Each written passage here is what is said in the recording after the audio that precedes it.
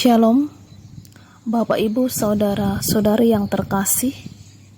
Kita berjumpa kembali dalam layanan firman Tuhan melalui voice note pada hari ini, Rabu 30 November tahun 2022. Bersama saya Pendeta Herlina E. Akar, Pendeta Pelayanan Wilayah Resort GKI Puruk Jahu. Kita akan bersama-sama mendengarkan dan merenungkan firman Tuhan yang tersurat dalam Injil Matius 24 ayat 23 sampai ayat yang ke-36. Namun sebelumnya mari kita bersama-sama bersatu di dalam doa. Mari kita berdoa. Di dalam syukur menikmati berkat dan kemurahan-Mu pada saat ini, kami kembali memohon tuntunan dan arahan dari Tuhan. Saat ini kami akan bersama-sama membaca, mendengarkan firman Tuhan. Biarlah Tuhan memberikan kami kuasa hikmat dalam kuasa Roh Kudus-Mu. Dalam nama Yesus Kristus kami berdoa dan mengucap syukur. Amin. Bacaan firman Tuhan dalam Matius 24 ayat 23 sampai ayat yang ke-36 yang di bawah judul siksaan yang berat dan Mesias palsu dan kedatangan anak manusia, perumpamaan tentang pohon ara. Ayat yang ke-23. Pada waktu itu, jika orang berkata kepada kamu, lihat, Mesias ada di sini, atau Mesias ada di sana, jangan kamu percaya. Sebab Mesias palsu dan nabi-nabi palsu akan muncul dan mereka akan mengadakan tanda-tanda yang dahsyat dan mujizat-mujizat, sehingga sekiranya mungkin mereka menyesatkan orang-orang pilihan juga. Camkanlah, aku sudah mengatakannya terlebih dahulu kepadamu. Jadi, apabila orang berkata kepadamu, lihat, ia ada di padang gurun, janganlah kamu pergi ke situ. Atau lihat, ia ada dalam bilik, janganlah kamu percaya.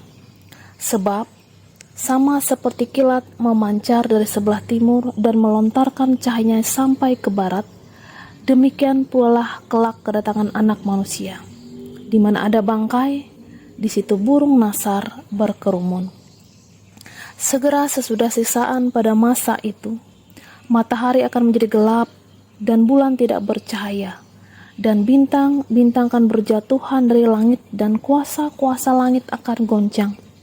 Pada waktu itu akan tampak tanda anak manusia di langit, dan semua bangsa di bumi akan meratap, dan mereka akan melihat anak manusia itu datang di atas awan-awan di langit dengan segala kekuasaan dan kemuliaannya. Dan ia akan menyuruh keluar malaikat-malaikatnya dengan meniup sangkakala yang dahsyat bunyinya, dan mereka akan mengumpulkan orang-orang pilihannya dari keempat penjuru bumi, dari ujung langit yang satu ke ujung langit yang lain. Tariklah pelajaran dari perumpamaan tentang pohon ara. Apabila ranting-rantingnya melembut dan mulai bertunas, kamu tahu bahwa musim panas sudah dekat. Demikian juga jika kamu melihat semuanya ini, ketahuilah bahwa waktunya sudah dekat, sudah di ambang pintu. Aku berkata kepadamu, sesungguhnya angkatan ini tidak akan berlalu sebelum semuanya ini terjadi. Langit dan bumi akan berlalu, tapi perkataanku tidak akan berlalu.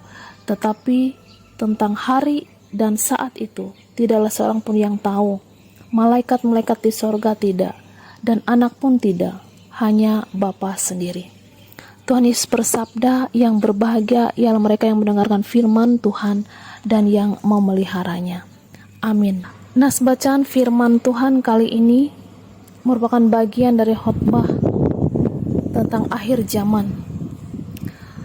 Alkitab sedang menggambarkan kepada kita tentang tanda-tanda pada akhir zaman. Bagi orang percaya, Kristus akan datang seperti seorang pencuri yang datang pada waktu malam dan merupakan hal yang mengejutkan. Tetapi bagi orang yang percaya, pada saat itu juga Yesus datang. Ia adalah sebagai mempelai laki-laki yang mengangkut dan menjemput mereka sebagai mempelai perempuannya untuk masuk pesta perkawinan anak domba. Sedangkan bagi orang dunia, berita tentang kedatangan Yesus atau berita kiamat adalah suatu berita yang sangat menakutkan.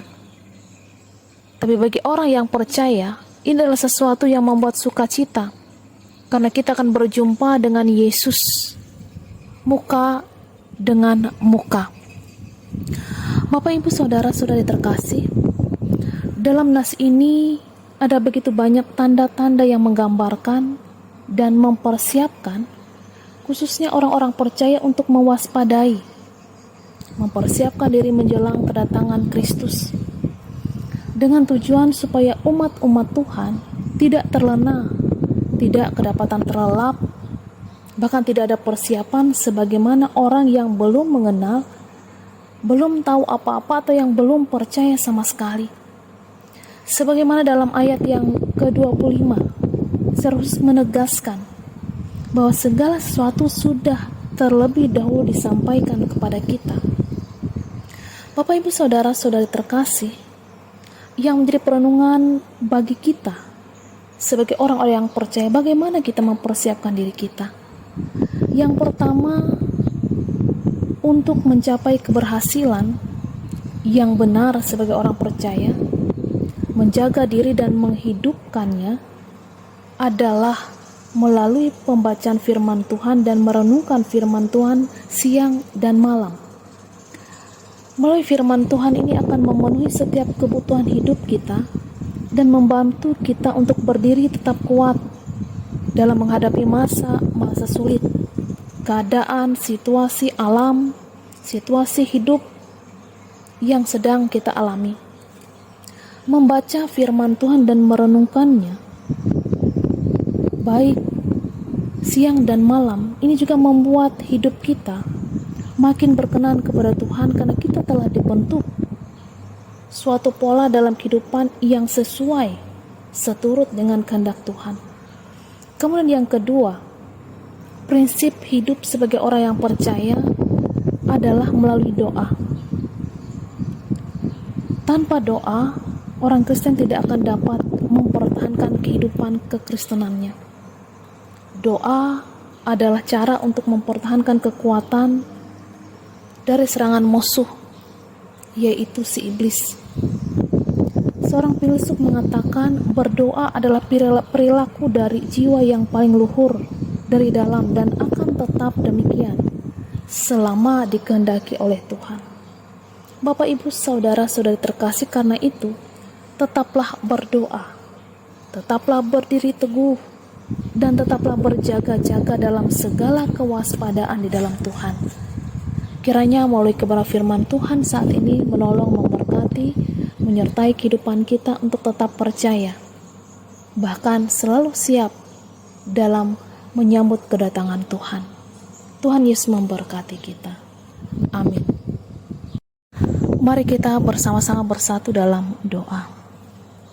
Tuhan Yesus, kami bersyukur atas sabda firman-Mu yang kembali menjadi santapan bagi rohani bagi kami saat ini. Berkati kami dalam setiap rencana pekerjaan kami dalam sepanjang hari ini. Demikian juga kan kebenaran firman-Mu yang boleh ditaburkan, kiranya menjadi kekuatan, menjadi berkat bagi kami sekalian. Berilah kami kekuatan iman, kesehatan jasmani yang terus berimbang dalam kami menjalani kehidupan dan melakukan kehendak Tuhan. Saat ini kami berdoa bagi seluruh jemaat di Tumbang, Bau, atau Bangaat, dalam setiap persekutuan, dalam setiap kehidupan berjemaat di jemaat ini. Berkati setiap kehidupan keluarga, rumah tangga tiap-tiap jemaat ini. Berkati usaha, pekerjaan ladang, kebun, bahkan kehidupan keluarga dan rumah tangga mereka. Biarlah berkat-berkat Tuhan tercurah dalam segala sesuatunya, sehingga mereka senantiasa bersyukur senantiasa hidup berkenan kepada Tuhan. Demikian juga Tuhan untuk setiap pelayan-pelayan-Mu yang telah Engkau percayakan melayani di jemaat ini. Engkau pelihara mereka dalam kekuatan dan kesehatan. Terima kasih Tuhan Yesus. Kami percaya bahwa Tuhan senantiasa hadir untuk menguatkan, memelihara, dan memberkati jemaat ini. Terima kasih Bapa. Kami juga serahkan kembali seluruh kehidupan kami pada saat ini. Dalam setiap rencana, tugas, pelayanan, pekerjaan kami masing-masing. Dalam anugerah-Mu, kami dimampukan melakukan segala sesuatunya. Inilah doa dan ucapan syukur kami yang kami bawa dalam nama Yesus yang mengajarkan kami berdoa. Bapa kami yang di sorga, dikuduskanlah nama-Mu. Datanglah kerajaan-Mu. Jadilah kehendak-Mu di bumi seperti di sorga. Berikanlah kami pada hari ini makan kami yang secukupnya. Dan ampuni kami akan kesalahan kami, seperti kami juga mengampuni orang bersalah kepada kami. Dan janganlah membawa kami ke dalam pencobaan, tapi lepaskanlah kami dari yang jahat. Karena Engkau yang punya kerajaan, kuasa, dan kemuliaan sampai selama-lamanya. Amin. Tuhan Yesus memberkati kita. Tuhan memberkati engkau dan melindungi engkau. Tuhan menyinari engkau dengan wajah-Nya dan memberi engkau kasih karunia. Tuhan menghadapkan wajah-Nya kepadamu dan memberi engkau damai sejahtera. Amin.